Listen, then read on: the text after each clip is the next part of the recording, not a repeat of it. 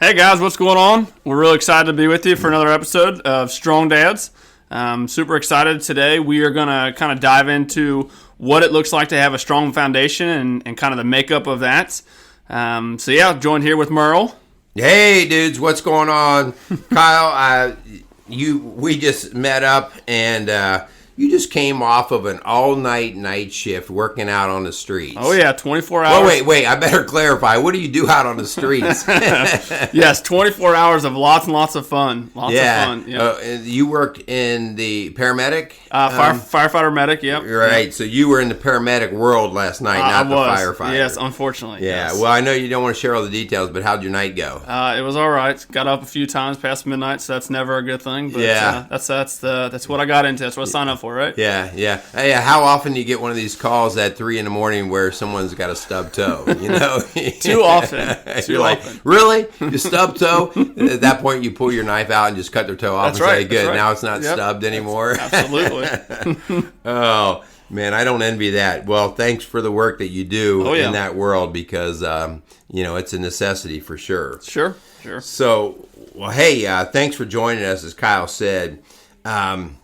So here we are in Strong Dads, and today our topic is Strong Dads build on a strong foundation.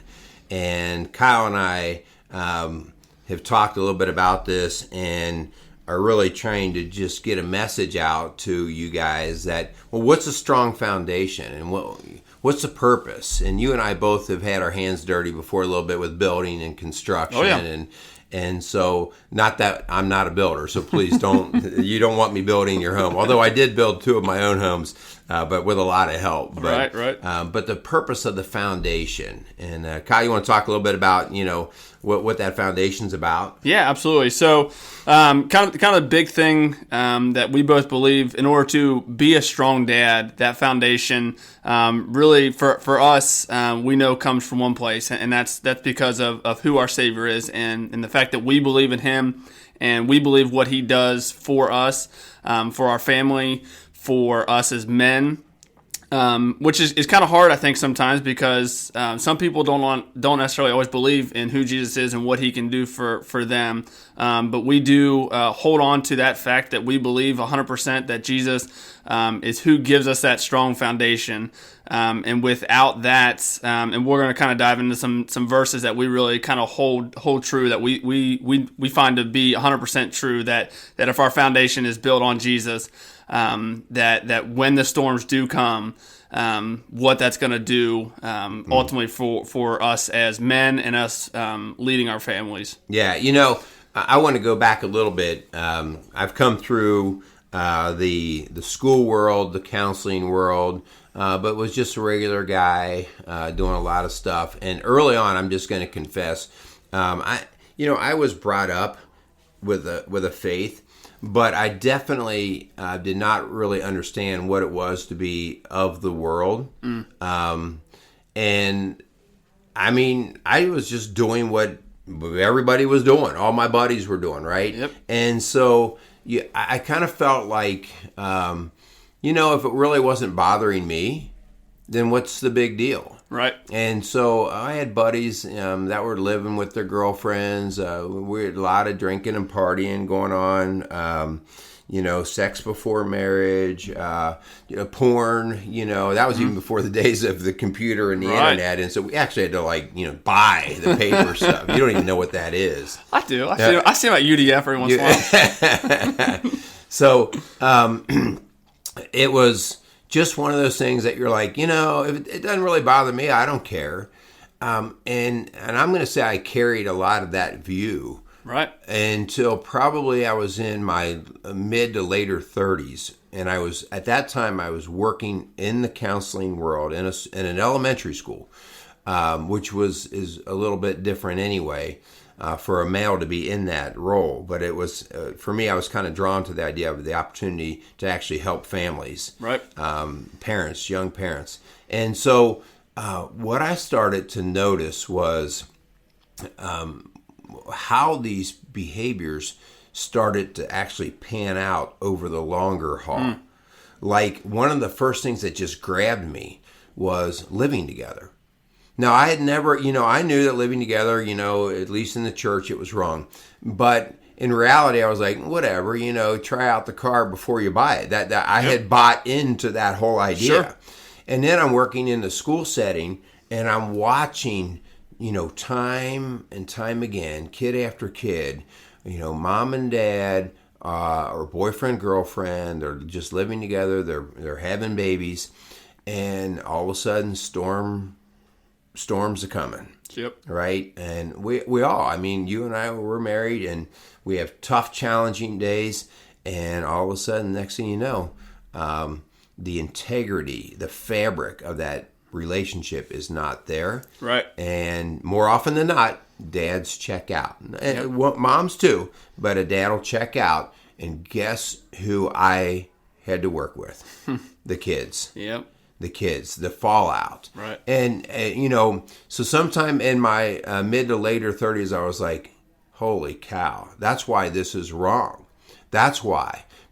Sin causes pain. That's why it's sin. It's not because somebody just wrote it down. When we hurt somebody, you don't have to tell them they're hurt. Their body naturally knows, whoa, that hurt me. Right. And so little kids don't come in and say, I think I'm supposed to be bothered right now because my dad just left. No, it just pours out of every pore of their body. So it started to really make me think about other things that I was doing that I was just accepting as, oh, well, it doesn't bother me. I don't care. Right. It's no big deal. Right. And I started to look at my own fabric. And my own constitution. Right. Like, what do I stand for? And am I just standing for this because it doesn't bother me, or it seems okay for me? It works for me, right? What's the big deal? And so I started to really analyze that, and that was a journey for me, and it continues to be. Oh, absolutely. Right. And I think when we say that, the phrase "strong foundation," and I don't want to apologize because we love Jesus, but when we say strong foundation, unless your foundation is founded on Jesus, it's kind of a relative term. It's what is good for you may not always be good for me. So unless your foundation is built on that principle, it's going to be relative. You may find living with your girlfriend works for you, but ultimately, does it really? What does that look like for you as a man and you as with your family? Yeah, and so we talk about the storms, right, that come, and so again, I was fairly early in my sort of learning. Again, I grew up with a faith, but it wasn't a very practiced faith, and so in my 30s, I started to actually learn and read about the Bible, what was in there. And man, it just hit me in Matthew 7:24 through 27. I want to read this just because it hits home to our conversation today. This is the wise and foolish builders. Therefore, everyone who hears these words of mine and puts them into practice is like a wise man who built his house on the rock. The rain came down, the streams rose, and the winds blew and beat against that house. Yet it did not fall, because it had its foundation on the rock. But everyone who hears these words of mine and does not put them into practice is like a foolish man who built his house on sand. The rain came down, the streams rose, and the winds blew and beat against that house, and it fell with a great crash. Oh, man, we need to analyze that just for a second. Absolutely. So the big thing that stands out for me in reference to both types of foundation, both times it says the rain came down. It doesn't reference the rain might come down. it's pretty clear the rain is going to come down. Right, like, so just because you build a strong foundation doesn't mean you're not going to get the storms, right? Oh, it's coming. Yeah. It's coming. The rain's definitely going to come. And the one thing, when I was reading it, I referred to, it's kind of funny because there's an entire chapter dedicated to, it's actually labeled "Difficult Times Will Come." It's 2 Timothy chapter 3. Like the whole chapter is difficult times are going to come, regardless of your foundation is built on Jesus or the rock or no matter what your foundation is built on, the rain's coming. Yeah, it's coming. And so really the point is then, how will you endure?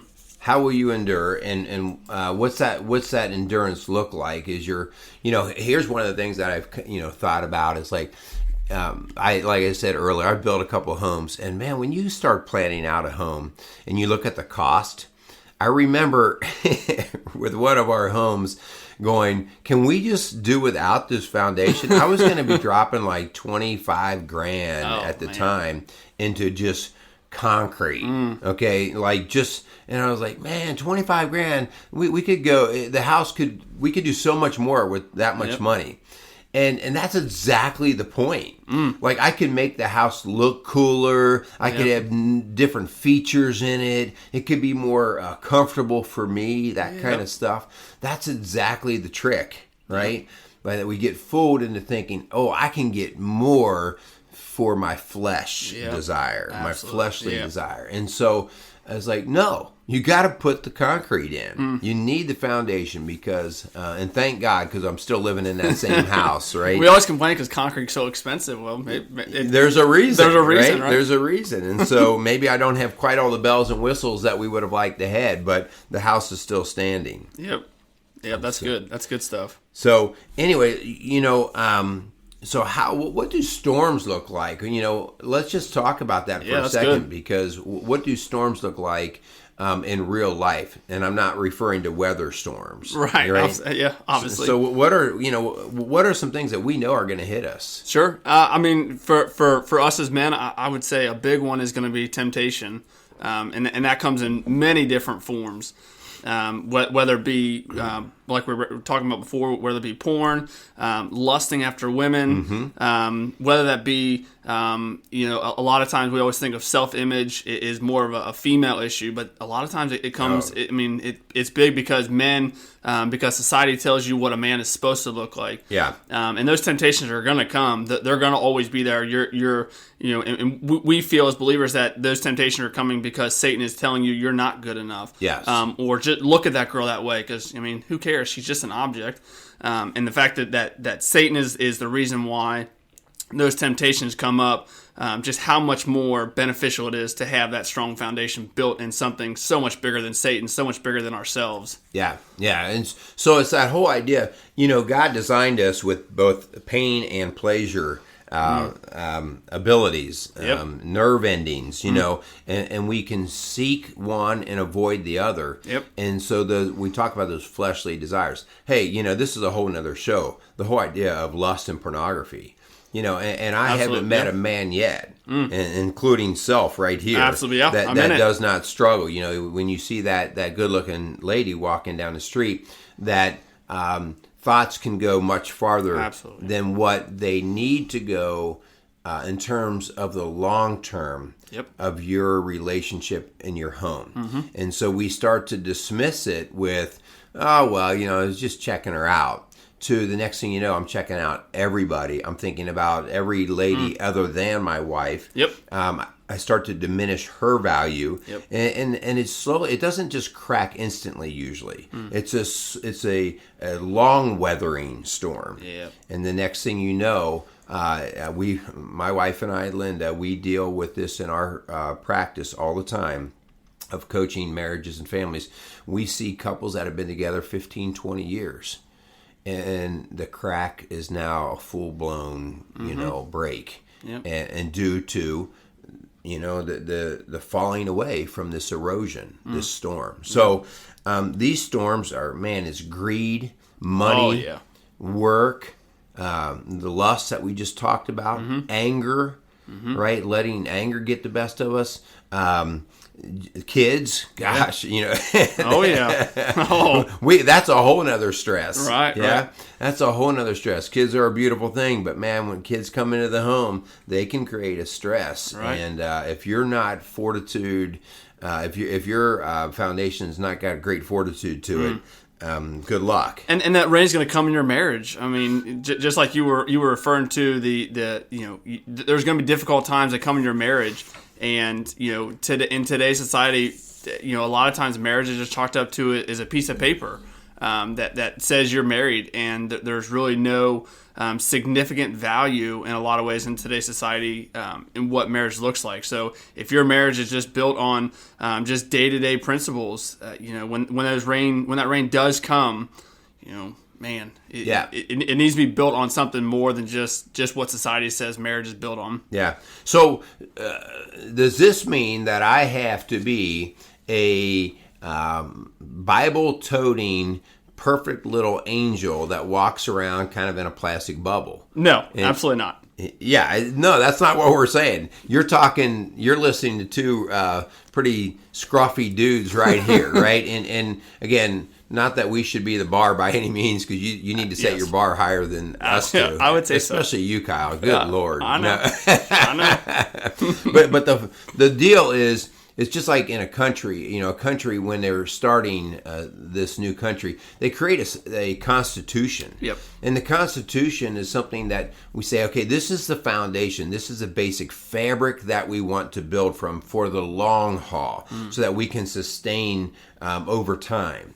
And so we have found that putting in not our constitution of what I think is right and wrong, but to go to the tried and true. And there's not a constitution out there more tried and true than the Christian Bible. And so that's what really prompted me, because I was doing a lot of self-help reading and listening to tapes, and it was like everything I listened to had bits and pieces of what I learned as a kid from the Bible. And I finally, listen, some great educational things that are out there, but I'm like, you know what? They're all pulling from the same source in some way, and they're just putting a different sticker on it.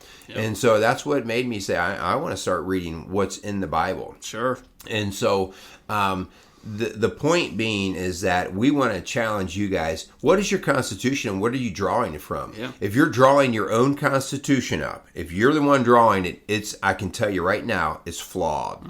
It's majorly flawed, because we are. Oh, yeah. And so let's go to something that we believe is God-inspired. Right. Let's understand we're not going to be able to follow it perfectly. That's why we're called sinners. Yep. But I know what my fabric needs to be built of for the long haul. Right. And so with saying that, we have some different bits of advice that we want to pass on to you guys out there about, okay, how do I start this? What do I need to do? Right. And so the very first thing I'm saying is make a decision. Get off the fence. Make a decision. Be bold, and say, all right, I am a husband. I am a father. What I'm doing now is generationally going to have an impact. And so I need to make some decisions. Yep. Well, I think being a man, regardless of what your belief system, it demands a response in one way or the other. You have to step up. You have to own something. You have to basically step up or shut up. Essentially, if you call yourself a man, it demands some form of response. And whichever way you go, just like we're talking about with building a constitution for you as a man, for you biblically, for you and your family. Put that constitution to the test. Let the rain come down and see how your constitution that you have built. See where that gets you. Yeah, exactly. And so what is your mission as a strong dad? If you're listening to the show, we're going to have the assumption that you believe that your role as a dad is important, and maybe you're trying to define it. Maybe you're trying to develop it, and so that's cool, because that says you believe in your purpose as a dad. Okay. And we're also trying to figure that out too. Yeah, no, I mean, I'm deep into this. I'm 28 years into being a dad, And I'm 38. I'm 30 years into being alive. Yeah. Jeez Louise. And so it's a constant learning. But what changes is I'm learning how to deal with the storms, but I'm trying to keep the same footing to deal with those storms, because the storms change. We're based on the personality of my kids, based on the latest environment that I'm walking through. Yeah. Those all change. But who I am as a man has to be steady. Sure. It has to be strong. It's the integrity. It's the foundation. So anyway, there are some different things that we call men to do. You know, one of the things, once you identify what your constitution is, then there are some things that you have to do to make sure that your constitution is held up. And we have a few different roles that we want you to consider. Kyle, you want to start off with that first role there? And yeah, absolutely. Tell us, because I know you and I were talking about that a little bit ago. Yeah. So the first one that should be a part of your mission or your constitution to being a strong dad and a strong man is going to be that protector, and whatever that's going to look like, whether that be protecting your family, financially, and we'll get into a little bit with coming into providing, but there's definitely some protection in your family. I'm big on stepping in, especially with if you see something going on, if you're out in public and you see someone being kind of minimized, stepping in there and protecting them. I feel like that's something God has called men to do, to step in there and protect the weak. I mean, that's big. Yeah. Well, what are you protecting, right? And so once you identify what is important, your constitution, and then your family and your belief in our case, God and Christ, then you have to be willing to protect it. And protection can come in a lot of different forms. And we're not necessarily talking about going out and having a fist fight with somebody. Sure, absolutely. I mean, right now there are so many ways for not good things, for evil things to creep into our life. I mean, the internet is just like a wide open door into letting our families be encroached upon. So you have to be the protector, and that is your job. Absolutely. If you're like, oh, well, I'll put a firewall up, or I'll do this, or I'll do that, or, the kids know better. No, you have to be establishing how you're going to protect. And there's no tiptoeing around that one. No. There really is not. It is what it is. Yeah, for sure. One of the roles that I think is super important is you are now the teacher. And you might think, well, what do you mean a teacher? Well, you're a teacher of basically showing your family what direction they're going to be moving. Okay, and so whether that's actually teaching and saying, hey, we're going to teach you kids about the Bible, or we're going to teach you about math problems, whatever it is, or if it's just through your actions, right? I mean, we know great people out there that just lead by example. Yep, for say sure. Very few words. Actions speak louder than words. Yeah. And so you are a teacher, and to understand that your kids are watching, I can't tell you how many times, Kyle, I would get a kid who would be sent to my office when I was in the school because they were dropping some cuss words or whatever. And, over time I would just be like, okay, so where do you hear this word? And man, so often kids would throw their dad under the bus so fast. My dad, I heard that from my dad. I'm like, I'm so guilty of that one. Oh, man. Dude, and I'm guilty too. My 5-year-old said one of those words once in the house, and the wife gave me that look like, are you this serious? Is from you. And you go, oh, I didn't even think they were listening. But again, it's a reminder of you're teaching when you don't even know you're teaching. Oh, yeah. So be aware. And those kids are like sponges. They pick up on everything. Well, and you're their hero. Oh, yeah. Right? And so if daddy did it, then it must be cool. And so... it's just that way. Yep. And we touched, I would just kind of reference this a little bit, kind of one of the next things as far as kind of what it looks like to possibly, to be a strong dad, the idea of provision and providing for your family. And again, similar to the first two, that looks different in a lot of different ways, whether that be financially, whether that being just that strong foundation for your family.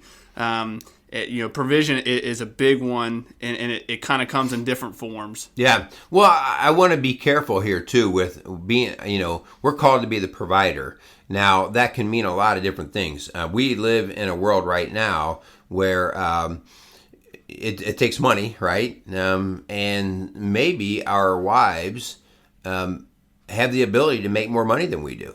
And so provision is not necessarily money. Provision is saying, I'm going to set up and be responsible for the system that provides. Yep. So we're going to have a discussion with our wife and say, okay, what's the best way for provision to happen? And so it may be better that I do this job and you do this job, or I watch kids and you do this, or whatever it is, but you are responsible. And so you are a provider in that way. One of the things I just flat out tell you, it's sickening to me to see guys who do not take care of child support.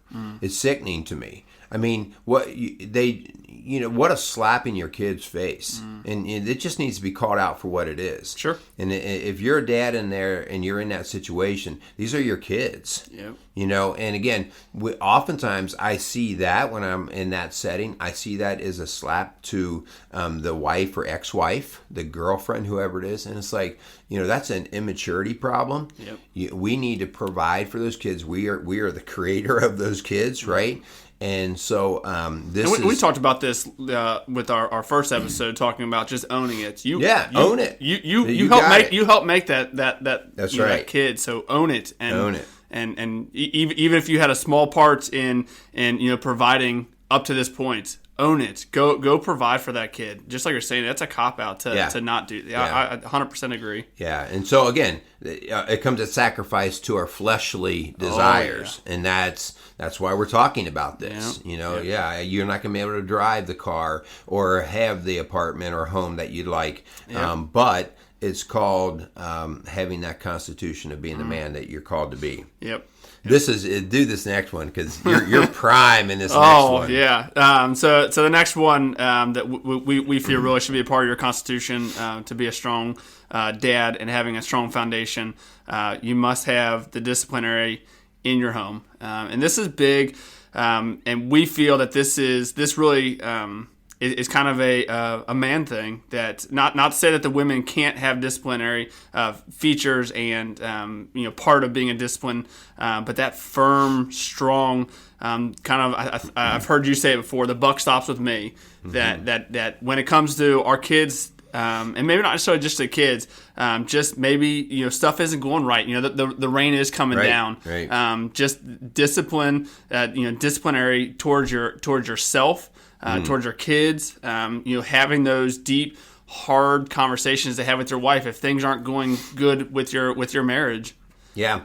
Discipline is something that has gotten all whacked out. Hasn't it? It was, that we threw the baby out with the bathwater because of what we would think of as some potential abuse. And let's be straight up here.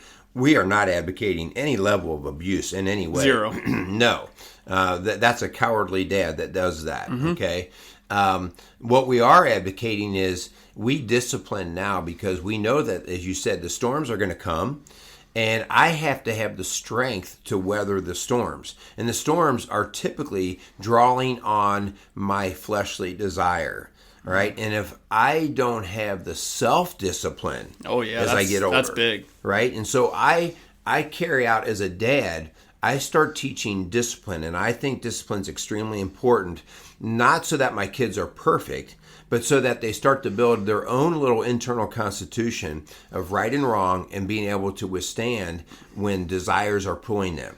Because I guarantee you it's going to be sometime in first or second grade that they're going to start to be pulled to things when they're in that school setting. Yep. And when you have a kid who just has that strong ability to say, no, I'm not going to do that. I'm not going to do that. That's where we start to build that self-discipline. So discipline is not about beating our kids. Right. And so we need to get that out of our head. Right. We need to say, okay, hang on. How can I get my kid to have strength to stand up to things that in the long haul are not going to be fruitful.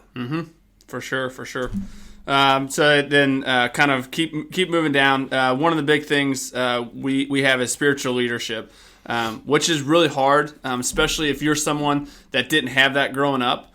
You may not even have a clue what that looks like. And someone told me a long time ago, the only spiritual leader that a woman that a woman's not going to like is one that doesn't try. Yeah. Just try. Do whatever that. I mean, it's going to look different for everybody. What that looks like for you in your marriage, for you with your kids, is going to look different than what it's going to look like for you and I, Merle. Yeah.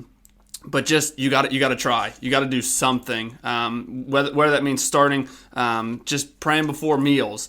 I know in my house we do worship night every Sunday nights for an hour and a half. We sit in front of the TV and watch YouTube spiritual worship songs. And my girls just love it. They dig into it. So it's going to look different for everybody. But you got to try something. You got to just go at it. Yeah, I mean that is so important because I think. We've heard the phrase before about saying to your kids when you tell them to do something and they don't want to do it, and you say, "Because I said so, that's why you should do this."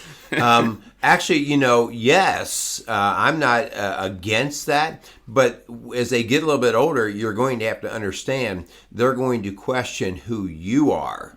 What gives you the authority, Dad? Yeah. And, all of a sudden a teenager is going to call you out quickly on your authority. And so this is when you become the spiritual leader, you're like, no, I'm telling you this because I know it is right within our spirit-led world, within our following of Christ. Yep. And so you're no longer arguing with me. You go take this up with God. Yeah. Okay? And that's why, you build that in and you show your kids, listen, the reason why I parent the way I do is because I'm following Christ. And it's not just because I said so. Right. It's because He says so. And that's so much more powerful for just like you were saying with a teenager. I've never raised a teenager. I guess I'll probably figure that out. Well, have fun. But yeah, when you have something so much deeper to the logic and to the reason why you're doing stuff versus just saying, do this because I pay the bills in this house. Yeah. It just goes so much further, I would imagine, with a teenager, my 6-year-old, same exact thing. Just do this because mom and daddy know what's best for you. That's right. Because we know who our Savior is. Right. And again, that's going to, right now we do it just because you said so, but eventually they're going to test your authority and they're going to see where you draw your authority from. And that's why this Constitution is so important in Christ. Yep. So the last thing really that we want to just encourage our dads to be is to be the rock, to be the foundation, to be the steady. This is, God has gifted us with typically a little less emotional involvement in the brain and a little bit more logical, a little bit more steady. Yep. And again, my wife, Linda, is a very strong person, okay? But emotionally can get more charged up than me. And so sometimes it's just we have to sit down and say, okay, wait, let's take a deep breath. What do we want to come back to here? And so that's trying to practice being the rock. Like, okay, what's the steady here? What's the thing we can count on? And so, dads, we want your kids to know that if a storm's coming, they're coming to grab your hand. Yep. Because they see that your other hand is holding on to Christ. Oh, that's right? Cool. Yep. Yeah, and so that's where you are the rock. And so we want to encourage you to grab their hand and let them know that your other hand is holding on to Christ. All right, we got a couple things that we want to challenge you with, and then we need to wrap this puppy up. Sounds good, yeah. So, I mean, this week, similar to our last episode, just continue to do it. It's a good reminder for us to go back, evaluate you and your home this week. Look at the things we're talking about, the being a protector, being a teacher, a provider, disciplinary in your home, spiritual leader, and ultimately just being that rock. How do you kind of shape up with each of those? And be honest with yourself. And again, just like we were saying before, talk to your wife about it, or talk to your girlfriend, talk to your kids if they're old enough to understand some of those things. See how you are shaping up in their eyes. And then ultimately, look in the mirror and see how you're shaping up based off of your own image. This is so good. Gets back to that whole idea of as part of being a strong dad is being humble and knowing when to be weak, at least appear weak. In other words, not being fake and saying, hey, where am I struggling? Yeah. Being real, being vulnerable that way, because through our weakness comes strength. If we're willing to identify the weakness. And so this is a great time this week, guys. We want to challenge you. And your wife is, your wife is your partner, and so you need her input. Like, what am I good at? Excuse me. What am I not good at? Where do you see that I can develop to be a better man for our home? And there's not a woman out there that does not want a strong dad in their family's life. You just aren't going to find it. Nope. So I would agree. So okay, hey. We need to wrap this dude up. So thanks a lot for listening. If you guys like what you hear through Strong Dads, through our podcast here, we would love to hear from you. You can contact me. We're part of Rock Solid Families. You can check out that website, rocksolidfamilies.org. You can email me at hutch@rocksolidfamilies.org. We'd love to hear from you. Obviously, we're a nonprofit organization, and there is a donate button. And if you like what you're hearing and you want to do what you can to help us stay on the air and produce these shows with hopefully meaningful and quality content, then help us out. So thanks a lot for listening, Kyle. I know you're butt tired right now from a long night, but you came right in here and kicked it. So thank you, and we'll talk to you all later. Yeah, sounds good. Go be some strong dads.